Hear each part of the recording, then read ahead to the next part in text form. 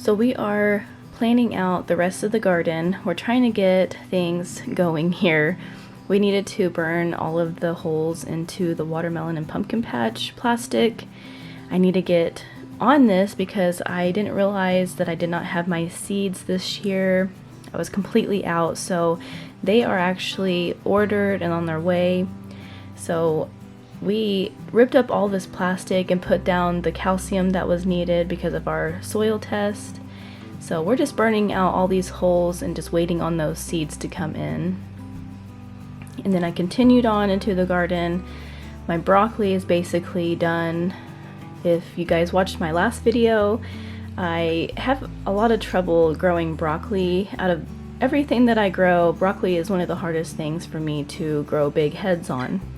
I tried a new variety this year and it actually did a little bit better than what I have been growing, but I'm just going to go ahead and completely just rip all of this out and clean it all up. Now half the row still has some Brussels sprouts at the very end, and I'm going to be checking those in June. I'm doing a little experiment with that, so I'm just going to see if I can grow some Brussels sprouts. Usually it's a fall crop, but I'm going to see if any Brussels sprouts will actually form, so I will be checking those next month. So half of this row I am cleaning up. I'm going to be ripping up the plastic and putting down some compost and seeding in some buckwheat seeds. Now, I didn't film the rest of this part, my camera quit working, but I stole a little video from my cauliflower video and showing like basically how I do this. My husband's bringing in the compost and we just layer down a really thin layer on the row. Then I work it in. And then I take some of this buckwheat right here and I just broadcast it, throw it down the whole entire row, and then I work it in the first 1 to 2 inches of the soil. And then I lay back the drip line and then it's good to go. So you can see half of this row still has the Brussels sprouts and I'm covering it, and the buckwheat should germinate pretty quick. So then I moved on to planting my last flower row.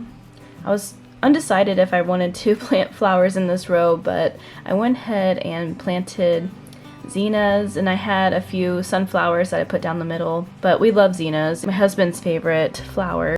Then we started working on the sprinkler system for the watermelon and pumpkin patch, and I knew I needed to get this done before the seeds came in the mail.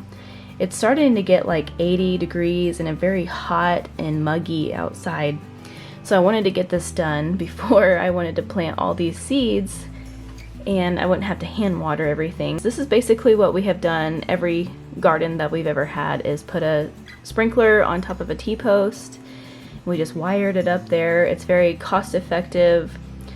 But this year is actually the first year that I'm using drip tape. But we are still using some sprinkler systems on the watermelon pumpkin patch, and then we are doing a sprinkler system on the tomatoes. So we're just finishing up, putting up the sprinkler system. Everything's working just fine. I've had this from last year, so I didn't have to buy anything. Then we moved on to our garlic. I noticed that our garlic scapes were needing to be harvested. Once you harvest the garlic scapes, it just makes your garlic form bigger heads. And it depends on your variety. Soft neck, you don't get the garlic scapes, but the hard neck, you actually get some garlic scape. And you can actually eat garlic scapes. I'm actually going to incorporate them into our meal here in a little while. So it was about supper time, so we moved inside. It's going to be a very simple meal. It's been very simple the past week or so. Me and my husband are focusing on high protein and whole foods. So basically just eating all the vegetables that we can eat with our protein. So I love to use my air fryer, and I air fry all of my vegetables separately because with broccoli, you can burn broccoli pretty quickly. So all of the vegetables basically cook at different times, and I don't want to burn any of the vegetables. So I just basically do salt and pepper, olive oil, garlic powder, onion powder, just keeping it super simple on my vegetables. And then I actually cooked mushrooms first in the air fryer. And what I do is once the stuff comes out of the air fryer, I have my oven on really low heat, mostly just warm, and I put it on a sheet pan to keep it warm while I'm working through all the vegetables. And then my husband is actually going to grill some tri-tip and corn on the cob. And then we're actually going to let the kids have some macaroni cheese. The kids haven't had macaroni cheese in a really long time, so we're just going to let them have macaroni cheese for their starch. So everything is just going in the oven and keeping warm until supper is actually completely done. And then I took some of those garlic scapes from the garden and I'm just going to cut them up and put them in the air fryer as well. Don't want to overcook these because they get really hard. So I just incorporated this into the vegetables when it was all said and done. So this is basically how our meals usually look like. Our kids are really good about eating vegetables. We always have vegetables and a piece of meat, which tonight the kids are having macaroni and cheese. We by no means eat 100% healthy. We do let our kids eat certain things like mac and cheese, but it ended up being a really simple, easy meal that was fast and it was really delicious.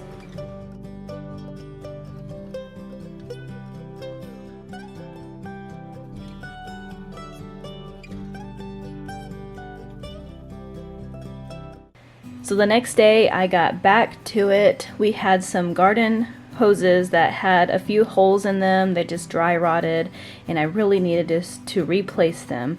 They were spraying out water everywhere and just soaking the ground and flooding some of the parts of the garden. So I'm going to show you guys how I have all this kind of set up. It's a little confusing. So coming off the main hose, coming from the faucet, there's a Y valve, and on one of these hoses goes to this pressure regulator that slows down the water.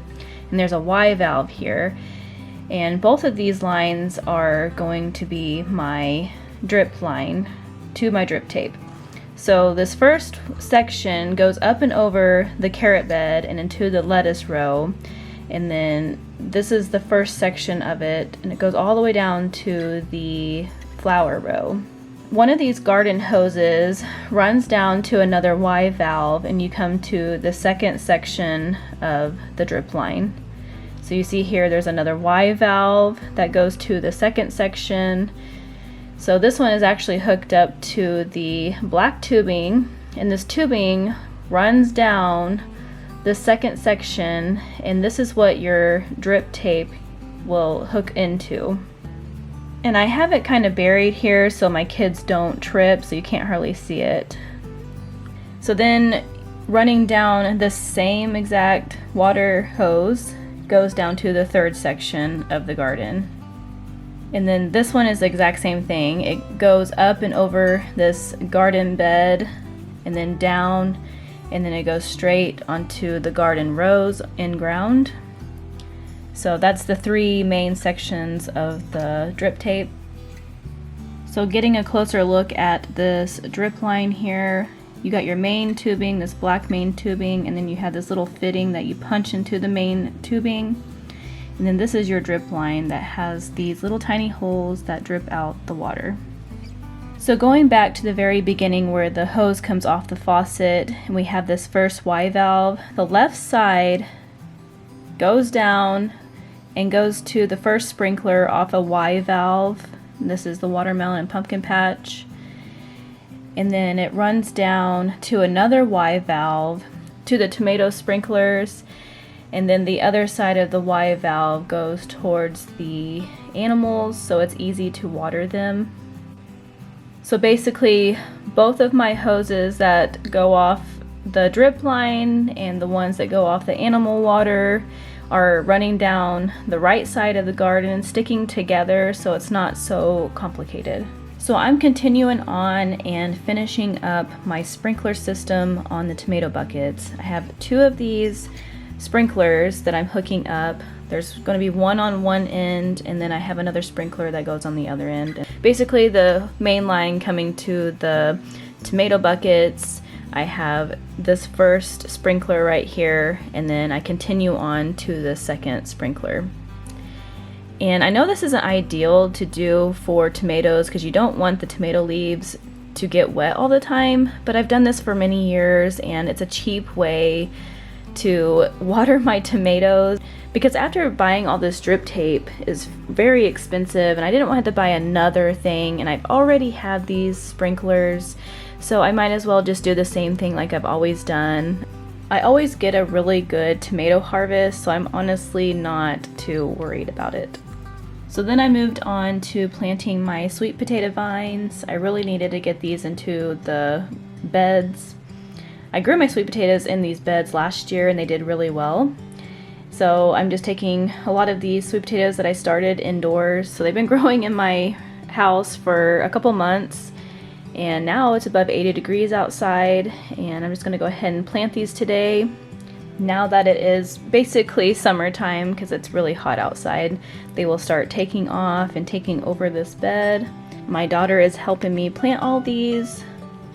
So this is about the last couple things that I need to plant in the garden, and then later here in just a little bit I'm going to be planting my watermelon seeds. They finally came in the mail and I'm a little behind on planting them, so I'm hoping that I can get these in the ground and they start growing.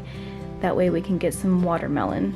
So after planting all of this, we watered it in really well, and then we moved on to the watermelon. So we grow Crimson Sweet and Strawberry. We actually grew a couple last year, but we're just gonna stick to these two varieties this year because they did really well for us. So I'm just gonna finish out planting this section over here. I got some pumpkins growing, and I actually ordered 2 more varieties of squash that are actually resistant to squash bugs and vine borers, and I'm actually excited to see if those actually will grow, because we battle squash bugs really bad every year. So basically I think I'm done planting the whole entire garden, and I just gotta watch everything and see how everything grows. I might have to replace some plants due to insect damage or birds or any type of animal coming in. Just gotta keep a close eye on everything.